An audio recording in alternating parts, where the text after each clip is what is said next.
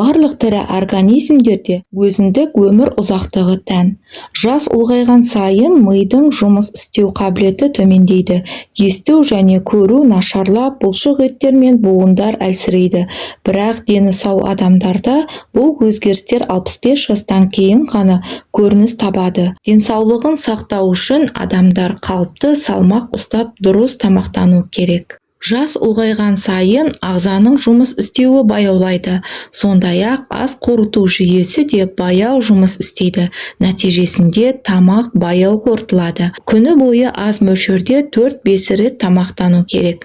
Бұл асқазанның ас қорыту үдерісіне қиындық туғызбайды және қандағы қант деңгейін бір қалыпты сақтайды. Бәріңізге сәлем, бұл пайдалы кеңес арнасы. Құрметті менің тыңдармандарым, мені үнемі егде жастағы адамдар көбірек тыңдайтынын білдім. Сондықтан да бұл видеоны сіздердің денсаулықтарыңыз үшін өте пайдалы ақпараттармен бөлісуді жөн көрдім.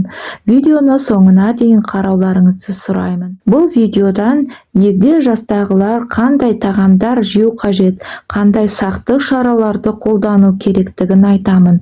Менің арнама жаңадан қосылып жатсаңыздар, подписация кнопкасын басып, бұл ақпараттарды сіздерге пайдалы болып жатса, лайк батырмасын басуыңызды сұраймын. Мен үшін өте маңызды, сіздердің қолдауларыңыз мені шабыттандырады. Қарт адамдар қалай тамақтану керек? Адам неғұрлым жасы ұлғайған сайын, соғұрлым денсаулығына мұқият болуы керек.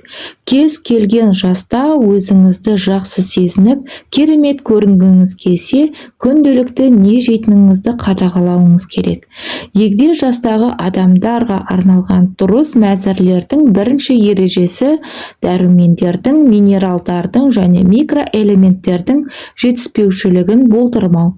Ол үшін дұрыс тамақтану өте маңызды. Екінші ереже тағамдардың калориялық мазмұнын бақылаңыз. Бұл сымбатты қалыпты ұстауға жалғыз жол. Семіздік көптеген аурулардың қауіп факторы. Сондықтан салмақ бақылау өте маңызды. Үшінші ереже сұйықтықты көп ішу. Адамдар қартайған сайын шөлдегенін байқамайды. Сонымен қатар су жетіспеу сіздің денсаулығыңызға өте зиянды болуы мүмкін. Төртінші ереже дәмдеуіштерді пайдалану. Осылайша сіз тұзды аз пайдалана аласыз.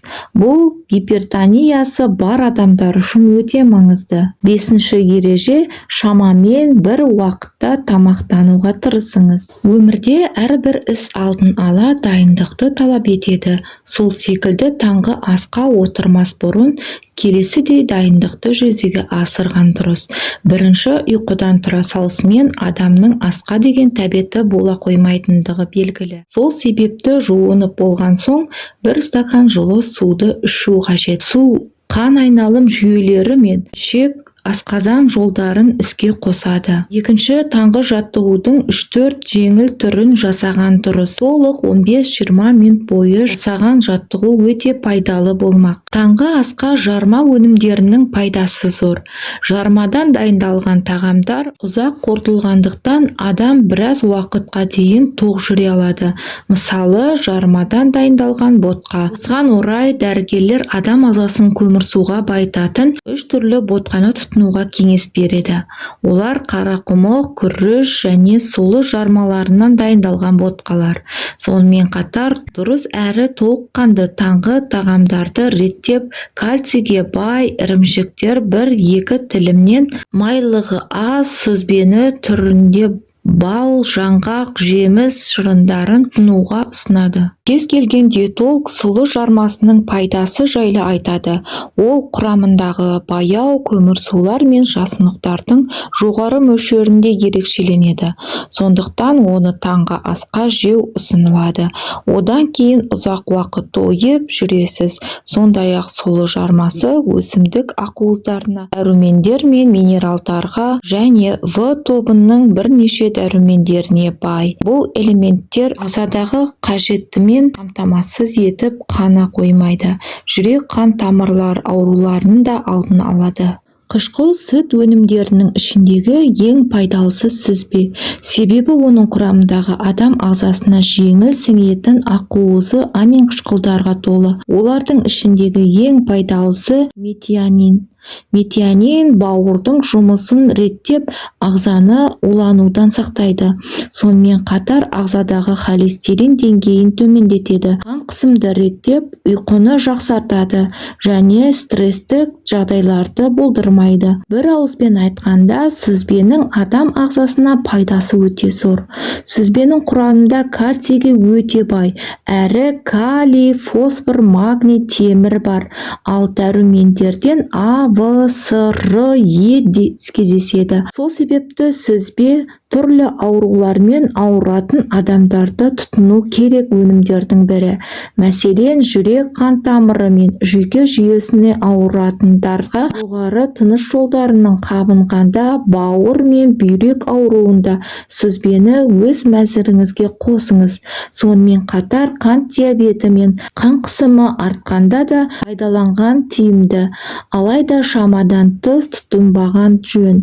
Күніне 300 грамм сүзбеден 3 рет жесеңіз ғана пайдасын көре аласыз. Бесе бәрі де керісінше болуы мүмкін. Таңғы асқа көбіне жеңіл әрі тез дайындалатын тағамдарды жеген дұрыс. Ал оның ең таптырмасы жұмыртқа. Ғалымдар жұмыртқаның пайдасы туралы көп айтады. Соның ішінен бірер қызық деректерді айта кетейін. Жұмыртқаның құнарлы екені бәріміз білеміз. Оның құрамында дәрумендер мен минералды жоғары сапалы ақуыздар мен пайдалы май бар. Бір жұмыртқаның өзінен А, В2, В5, В12 және селен дәрумендерін табуға болады. Бұған қоса аз мөлшерде кальций, темір, калий, мырыш, марганец сияқты пайдалы минералдар да бар. Сол себепті жұмыртқаның тойымды келетіні осында. Ірі жұмыртқаның 77 калория, 6 грамм ақуыз, 5 грамм пайдалы май және көмірсудан тұрады екен. Қан құрамындағы холестеринді ретке келтіреді. Жұмыртқа жоғары холестеринді өнім болып саналады. Оның құрамында 212 миллиграмм холестерин бар. Бірақ бұған қарамастан жұмыртқаны тұрақты пайдалану қан құрамындағы холестериннің артуына түрткі болмайды. Холестерин артерияда жиналып, алайда жұмыртқаның құрамында холестеринді тез ыдырататын антиоксиданттар көп. Ақуызға бай адам ағзасы ақуызды синтездеу үшін 21 түрлі амин қышқылдары тұтынады. Оның 9-ын ағза өздігінен өндіре алмайтындықтан күнделік жеген тағамдарыңыздан алады. Ал жұмыртқа амин қышқылдары мен пайдалы ақуыздарға өте бай. Көзге пайдалы лютеин мен зеаксинттің көз орнындағы жиналып күн сәулесінен қорғайтын антиоксидант. Осының арқасында көз аурулары асқынбай, сары дақ нашарламайды. Балық көптеген адамдардың ең сүйікті тағамдарының бірі. Адамдар өзен, теңіз және мұхит, сондай-ақ ақ және қызыл майлы балықтарды, яғни әркім әртүрлі балықтарды жақсы көреді. Балықтың қандай пайдасы бар? Ағза жоғары сапалы ақуызға қанығады. Қан ұю функциясын қалыпқа келтіреді. Қандағы холестеринді төмендетеді. Қалқанша безін функцияларын қалыпқа келтіреді және оның ауруларын алдын алады. Көру қабілетін жақсартады. Жүйке жүйесін қалыпқа келтіретін. Жадыны, ұйқыны жақсартады және тітіркенуді азайтады. Өмір сүру ұзақтығын арттырады. Тері, шаш, тырнақ, сүйек, тістің жағдайларын жақсартады. Зат алмасу қалыпқа келтіріледі. Жүрек қан тамырларының ауруын алдын алуға және жүрек қан тамырларының жүйесін нығайтуға ықпал етеді. Сондай-ақ балық жегеннен артық салмақты қосылмайды.